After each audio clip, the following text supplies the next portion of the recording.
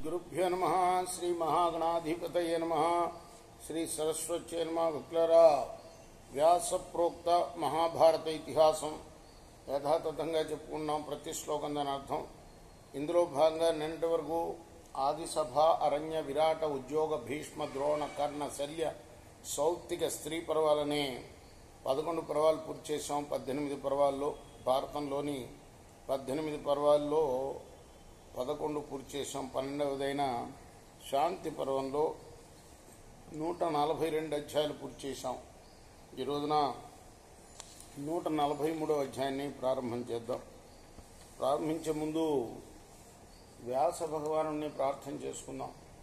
వ్యాసాయ విష్ణు రూపాయ వ్యాసరూపాయ విష్ణవే నమో వై బ్రహ్మనిధయే వాసిష్ఠాయ నమో నమః. నారాయణం నమస్కృత్య నరం చైవ నరోత్తమం దేవీం సరస్వతిం వ్యాసం తతో జయముదీరయే. సమర్థ సద్గురు సాయినాథ్ మహారాజ్ కీ జయ. యుధిష్ఠిర ఉవాచ పితామహ మహాప్రాజ్ఞ సర్వశాస్త్ర విశారద. ఓ పితామహ మహాప్రాజ్ఞుడా, సర్వశాస్త్ర విశారదుడా, శరణం పాలయానస్య యో ధర్మస్థం వదస్వమే. శరణాగత వత్సలుడు, శరణాగత రక్షకుడు వత్సలుడుగా పాటించవలసిన ధర్మం ఏమిటో చెప్పవయ్యా. భీష్మ ఉవాచ, అంటే శరణన్న వాడిని రక్షించేవాడు పాటించాల్సిన ధర్మం. భీష్మ ఉవాచ మహాన్ ధర్మో మహారాజా శరణాగత పాలనే అర్హ ప్రష్టుం భవాంశైవ ప్రశ్నం భరత సత్తమా. మహారాజా, శరణాగత రక్షణ అనేది గొప్ప ధర్మం అయ్యా. నువ్వు తగిన ప్రశ్న అడిగావు. ధర్మరాజు కాబట్టి, యుధిష్ఠిరుడివి కాబట్టి నీకు తగిన ప్రశ్ననే అడిగావయ్యా. శిబి ప్రభృతయో రాజన్ రాజానః శరణాగతాన్ పరిపాల్య మహాత్మానః సంసిద్ధిం పరమాగత. రాజా, మహానుభావులైన శిబి మొదలైన రాజులు శరణాగతులను రక్షించి పరమసిద్ధిని పొందారయ్యా. శ్రూయతే చ కపోతేన శత్రు శరణమాగత పూజితస్య ధాన్యాయం స్వైశ్చ మాం సైన్నిమంత్రిత.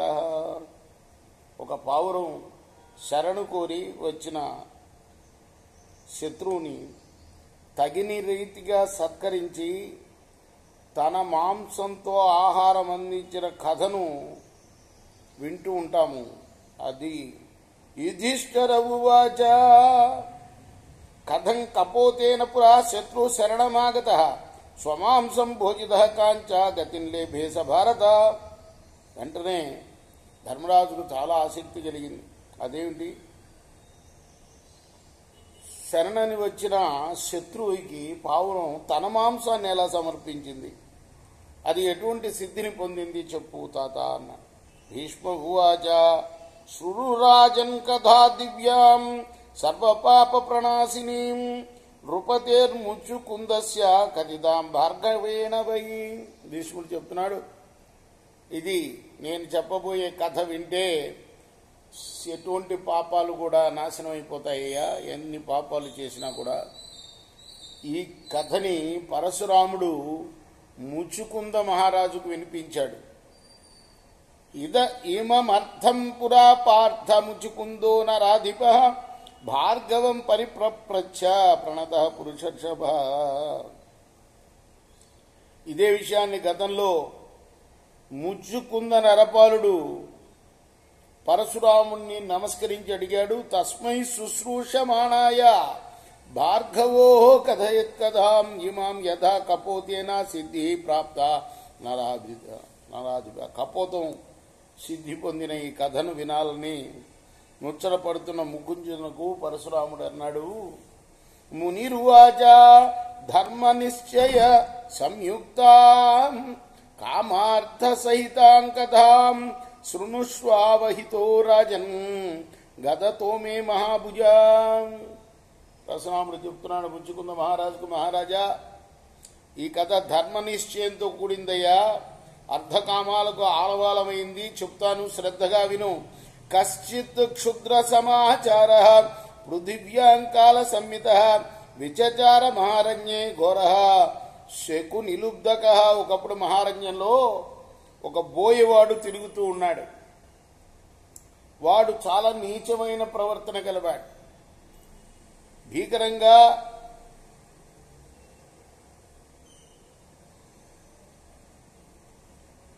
కనిపించేవాడు. వాడు కాకోల యువ కృష్ణాంగ రక్తాక్ష కాల సంహిత దీర్ఘజంగో హ్రస్వపాద మహాభక్త్రో మహాహను. కాకిలాగా ఉండేవాడు, నల్లటి శరీరం, ఎర్రటి కళ్ళు, యముడు లాంటి రూపం, పెద్ద పెద్ద పిక్కలు, చిన్న పాదాలు, పెద్ద ముఖం, పెద్ద దవడులు. ఇది వాడి రూపం. నైవ తస్య సుహృత్ కశ్చిత్ న సంబంధీ న బాంధవ సహితై సంపరిత్యక్త తేన రౌద్రేణ కర్మణ. వాడికి మిత్రులు ఎవరు లేరు, బంధువులు సంబంధీకులు కూడా ఎవరు లేరు. ఎందుకంటే వాడు చేసే క్రూర కర్మల కారణంగా వాడిని అందరూ విడిచిపెట్టారు. అందుకోసం వాడికి ప్రస్తుతం ఎవరు లేరు. వాడికి వరహ నరహ నరహ పాప సమాచార చక్తవ్యో దూరతో బుధై ఆత్మానం యోభిసంధత్తే శూన్యస్య స్యాత్ కథం హితః. పాప ప్రవృత్తి గల నరుని పండితులు దూరంగా విడిచిపెట్టాలి. పాపికి దూరంగా ఉండాలి అంటారు కదా, అదే. తనను తానే మోసం చేసుకునేవాడు ఇతరులకు ఏం మేలు చేయగలుగుతాడు? ఏ నృశంసా దురాత్మానః ప్రాణి ప్రాణహరానరా ఉద్వేజనీయ భూతానాం వ్యాలా ఇవ భవంతి తే. క్రూరులై దుర్మార్గులై పరుల ప్రాణాలను అపహరించే నరులు పాము లాంటి వాళ్ళు. వారు సర్వ ప్రాణుల నుండి ఉద్వేగానికి గురవుతారు. సవై క్షారకమాదాయ ద్విజాహ్నాత్వా వనే సదా చకార విక్రయం తేషాం పతాంగానాం జనాధిపాయి. పోయేవాడు ప్రతిరోజు వల తీసుకొని అరణ్యానికి పోయి పక్షులను పట్టి చంపి వాటిని అమ్మేవాడు. ఏవంతు వర్తమానస్య తస్య వృత్తిం దురాత్మనః ఆగమత్సు మహాన్ కాలః నచ ధర్మం అభుజ్యత. వీడి నిత్యకృత్యం ఇది. ఈ రీతిగా వాడికి చాలా కాలం గడిచిపోయింది ఈ వృత్తిలో. కానీ వాడెప్పుడు కూడా అది అధర్మం అనుకోలే వాడు చేసే పని. తస్య భార్య సహాయస్య రమమానస్య శాశ్వతం దైవయోగ విమూఢస్య నాణ్యా వృత్తిరరోచత. ఎప్పుడు భార్యతో కలిసి క్రీడించడం ఇది వాడి పని. మరే వృత్తి వాడికి రుచించలా. తతః కదాచిత్తస్యాధ వనస్తస్య సమంతతః పాతయన్నివ వృక్షాంస్తాన్ సుమాన్వాత సుమహాన్వాత సంభ్రమః. ఆ తర్వాత ఒకనొక రోజున వాడు అరణ్యంలో ఉండగా 4 దిక్కుల నుంచి తుఫాను చెలరేగింది. చెట్లనన్నింటినీ కూల్చివేయటం మొదలుపెట్టింది. మేఘ సంకులమాకాశం విద్యున్మండల మండితం సంచన్నస్తు ముహూర్తేన నౌసార్ధైరివ సాగర వారిధారా సమూహేన సంప్రవిష్ట శతక్రతు క్షణేన పూరయామాస సరిలేన వసుంధరాం. ఆకాశం అంతా మబ్బులు గమ్మాయి. మెరుపు తీగలు ఆకాశాన్ని అలంకరించాయి. నావికులతో నిండిపోయిన సాగరంలాగా క్షణకాలంలో జలధారా సమూహంతో కప్పబడిన ఇంద్రుడు గగనమండలంలో ప్రవేశించాడు. ముహూర్త కాలంలోనే నేలనంతా నీటితో నింపేశాడు. తతో ధారాకులే కాలే సంభ్రమన్నస్తచేతన సీతార్తస్తద్వనం సర్వం ఆకులేన అంతరాత్మన. కుండపోతగా వాన కురయటం మొదలుపెట్టింది. ఈ బోయవాడు చలితో బాధపడుతూ దాదాపు అచేతనుడై వనమంతా తిరుగుతున్నాడు. నైవ నిమ్నం స్థలం వాపి సో విందిత విహంగ పూరితో హి జలౌఘేన తస్య మార్గో వనస్య చ. వీడికి ఎక్కడ గుంట నది ఎక్కడ మిట్ట నది కూడా తెలియట్లేదు. అంటే నీరు నిండిపోయింది భూమి అంతా కూడా. పక్షినో వర్ష వేగేన హతా లీరాస్తదాభవన్ మృగసింహ వరాహాశ్చ స్థలమాశ్రిత్య శరతి. వర్షవేగం వల్ల పక్షులు మరణించి నేలకూలాయి. మృగాలు, సింహాలు, పందులు ఎక్కడో నేలను ఆశ్రయించి పడుకున్నాయి.